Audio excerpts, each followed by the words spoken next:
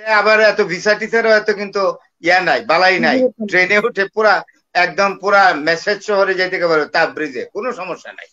তো সুতরাং যেহেতু পাকিস্তানের হাতে আণবিক বোমা আছে, এত চিন্তার কোনো কারণ নাই। দানবের কাছ থেকে, এই নেতানিয়াহু নামক মানবরূপী দানবের কাছ থেকে আপনারা রক্ষা পেতে চান, অবিলম্বে তার সরকারের পতন ঘটিয়ে বা নেতানিয়াহু এবং তার যে ডিফেন্স মিনিস্টার, এই দুইজনকে নিয়ে পিছনে হ্যান্ডকাফ লাগিয়ে অ্যাভেলেবল প্লেনে হেগে নিয়ে বিচার করে তড়িৎ গতিতে তার ফাঁসি কার্যকর করা উচিত। বাতিতে ভরে আলোক সজ্জা বা পরিপূর্ণ শহর, সে লাস ভেগাস, সে নিউ জার্সি, নিউ ইয়র্ক, এইসব শহরে যাবে যারা দরিদ্র লোক, তাদের কোনো জীবন নাই। আমেরিকান একজন লোক বলছেন, ইজ এ স্কলার, আমার যেটা ধারণা মনে হচ্ছে যে হি ওয়াজ এ প্রফেসর, এখন রিটায়ার করেছেন এবং ডিফেন্স স্ট্র্যাটেজির প্রফেসর। উনি বলেছেন যে আমেরিকা যদি সমর্থনটা একটু সরিয়ে নেয় তাহলে 7 দিনও ইসরায়েল যুদ্ধ করতে পারবে না।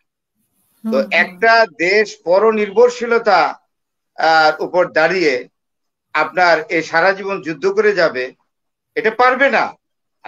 যেটা হবে ট্রাম্পকে স্বীকার করে নিতে হবে, এটাকে মানে ট্রাম্পকে স্বীকার করে নিতে হবে যে ইসরায়েল কি পরিমাণ আক্রমণ করেছে, মানে ইসরায়েলের আক্রমণটা স্বীকার করতে। ট্রাম্প ঠিক করে নেবে, ট্রাম্প ঠিক করার লোক না তো। ট্রাম্পের মতো মানুষের উপর ডিপেন্ড করলে, বললাম না, তার তো নিশীথের অন্ধকার লাগবে না, একেবারে দিবালোকে লোকটা মারা যাবে তাকে বিশ্বাস করলে। তার কোনো, he is not a credible man at all. সুতরাং নেতানিয়াহু অনেক বড় রিস্ক নিয়েছে ইরানের পারমাণবিক স্থাপনার উপরে এই বিমান অ্যাটাক করে। একেবারে আমি একটা স্ট্যাটাসও দিয়েছি যে আসলে ঘুমন্ত বাঘের লেজে পা দিয়েছে ইসরায়েল। এটা স্যার যেটা ইতিহাসের কথা বললেন, ইরান একটি প্রাচীন জাতি, তারা তো সহজে ছেড়ে দেবে না। আর পাকিস্তান এবং ইরানের সাথে ঐতিহাসিক মেলবন্ধন আছে, কালচারের মিল আছে, খাদ্য অবস্থার মিল আছে, ঐতিহাসিক ঘটনারও মিল আছে। সুতরাং আপনার বর্ডারও আছে, বালুচিস্তানের সাথে পাকিস্তানের বেলুচিস্তান দিয়ে আপনার ইরানের বর্ডার। আপনি জানেন তো, অনেকে এটা জানেন কিনা আমি ইউটিউবে দেখেছি, ইরানের লোকরা পাসপোর্ট টাসপোর্ট লাগে না, ভিতরে এসে পাকিস্তানে বাজার করে। আবার পাকিস্তানের এই যে বালুচিস্তানের লোকেরা গিয়ে ইরানের ভিতরে গিয়ে সবকিছু কিনে নিয়ে আসে, শাল টাল যা কিছু আছে। মানে এখানে রেল লাইন বসানো হয়েছে কোয়েটা থেকে জাহিদা, পাকিস্তানের কোয়েটা থেকে ইরানের জাহিদান পর্যন্ত রেল লাইন আছে। আপনি ওই যে তুরস্ক ইরান পাকিস্তানের যে টাইটা, এতে আবার এত ভিসা টিসারও এত কিন্তু ইয়া নাই, বালাই নাই। ট্রেনে উঠে পুরা একদম পুরা মেসেজ শহরে যেতে পারো, তাবরিজে কোনো সমস্যা নাই। তো সুতরাং যেহেতু পাকিস্তানের হাতে আণবিক বোমা আছে, এত চিন্তার কোনো কারণ নাই। ইসরায়েল বেশি লাফালাফি করলে, আরে একটা উট পাখির ডিম সরাইয়া নিয়ে অন্য দেশে চালু করে দিতে, আস্তে করে সরাই দিয়া দিল যে মাইরা দাও, কে গ্যারান্টি বোমার মধ্যে লেখা আছে এটা পাকিস্তানের না চীনের বোমা? অত সোজা না। ইসরায়েলকে অনেক হিসাব কিতাব করে এগোতে হবে এবং নেতানিয়াহু অনেক বড় রিস্ক নিয়েছে। এই লোকটা নেতানিয়াহুর ফাঁসি হবে বলে রাখলাম। এবং তার বিরুদ্ধে রাবাই থেকে আরম্ভ করে ইসরায়েলের শান্তিপ্রিয় মানুষ, হ্যাঁ, গিডি লিভিয়ান গিডি থেকে আরম্ভ করে বড় বড় সাংবাদিক, ইসরায়েলের প্রাক্তন ইসরায়েলের উপপ্রধানমন্ত্রী এবং ইসরায়েলের প্রাক্তন প্রধানমন্ত্রী ওহদ উলমার্ট কেঁদে কেঁদে কথা বলছে, যেটা কোনো কথা? যে গাজার শিশুরা, ইসরায়েলের প্রাক্তন প্রধানমন্ত্রী কিন্তু বলেছে গাজার শিশুরা যখন অনাহারে কাঁদছিল তখন আমি আমার চোখ দিয়ে পানি পড়েছে। আমি একজন বর্ষিয়ান মানুষ, আমি এই ইসরায়েলের প্রাক্তন প্রধানমন্ত্রী হিসাবে বলছি যে তাকে অনেক বড় মূল্য দিতে হবে নেতানিয়াহুকে। সে ইসরায়েলি জাতিকে এমন একটা ডেঞ্জারাস জায়গায় নিয়ে পৌঁছাচ্ছে যে এই জায়গা থেকে আর ফিরে আসা সম্ভব হবে না। এখন ইসরায়েলের কাজ হবে, ইসরায়েলের সেনাবাহিনীর কাজ হবে নেতানিয়াহুর গভর্নমেন্টের বিরুদ্ধে কু করা এবং নেতানিয়াহুকে অ্যারেস্ট করে তাড়াতাড়ি ইন্টারন্যাশনাল কোর্ট অফ জাস্টিসে প্রডিউস করা এবং সেখানে গণহত্যার দায়ে তার ফাঁসি কার্যকর করা।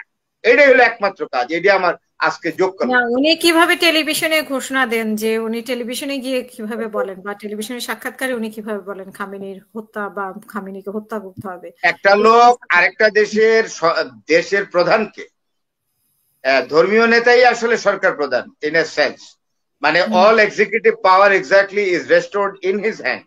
একটা দেশের এরকম নেতাকে ওপেন ডিক্লেয়ার দিতে, তাকে মারাই আমাদের টার্গেট, তাহলে he is a killer, he is a genocider, he is a monster. In the mask of human being. তো সুতরাং আমি তো মনে করি ইসরায়েলি সেনাবাহিনীর প্রতি এবং ইসরায়েলি জনগণের প্রতি আমার একটা আবেদন থাকবে, আপনারা যদি আপনাদের জাতিকে এই দানবের কাছ থেকে, এই নেতানিয়াহু নামক মানবরূপী দানবের কাছ থেকে আপনারা রক্ষা পেতে চান, অবিলম্বে তার সরকারের পতন ঘটিয়ে বা নেতানিয়াহু এবং তার যে ডিফেন্স মিনিস্টার এই দুইজনকে নিয়ে পিছনে হ্যান্ডকাফ লাগিয়ে অ্যাভেলেবল প্লেনে হেগে নিয়ে বিচার করে তড়িৎ গতিতে তার ফাঁসি কার্যকর করা উচিত বলে আমি। টাকা পয়সা নাই, কোথায় যাবে বলেন? সত্যিকার অর্থে বর্ডার অতিক্রম করে যেতে গেলে একটা পাসপোর্ট লাগে। আওয়ামী লীগের এই কর্মীদের মধ্যে এমনও লোক আমার যদ্দূর জানা মতে আর কি, একটা পাসপোর্ট করার ক্ষমতাও তাদের নাই। পাসপোর্ট করতেও এখন যদি আর্জেন্টলি করেন 10,000 টাকা লাগে, আর নর্মালি করলেও 7,000 টাকার নিচে কোনো 10-12,000 টাকা 15,000 টাকা লাগে একটা, যদি আপনি খুব অল্প সময়ের মধ্যে করেন। আর নর্মালি করলেও 7 থেকে 8,000 টাকা লাগে। এই টাকা দিয়ে পাসপোর্ট করার মতোই তো অনেকের ক্ষমতা নাই।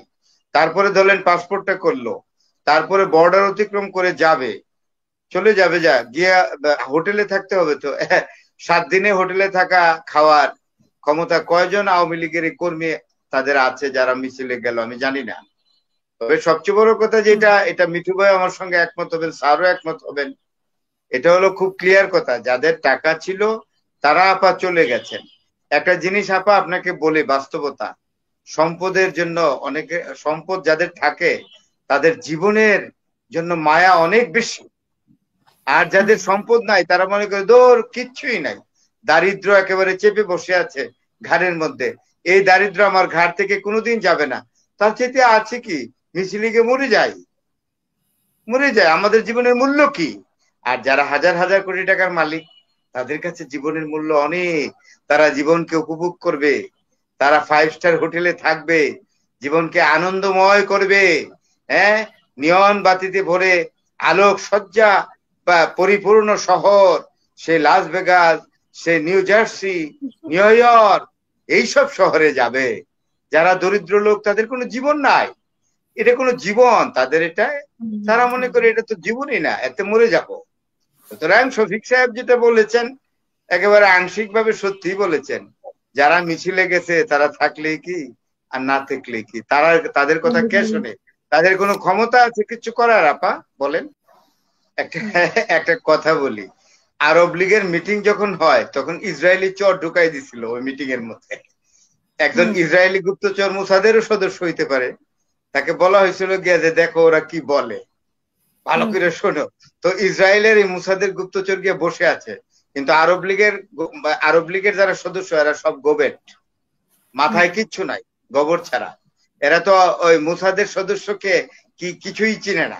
তো সে গিয়ে বসে আছে, বসে শুনতেছে কি জানেন, যা কথাবার্তায় শোনা হলো, তখন সে বেরিয়ে এসে রিপোর্ট করলো তাকে যারা পাঠিয়েছে যে একটা জিনিস দেখে আসলাম, কি বলে যে তারা একটা জিনিসে একমত হইলো যে তারা কারোর সাথে কারো একমত না, এই জিনিসটাই তারা একমত, তারা এই জিনিসটা একমত যে আমরা এখানে যারা বসছি কারোর সাথে কেউ কারোর সাথে কেউ একমত হব।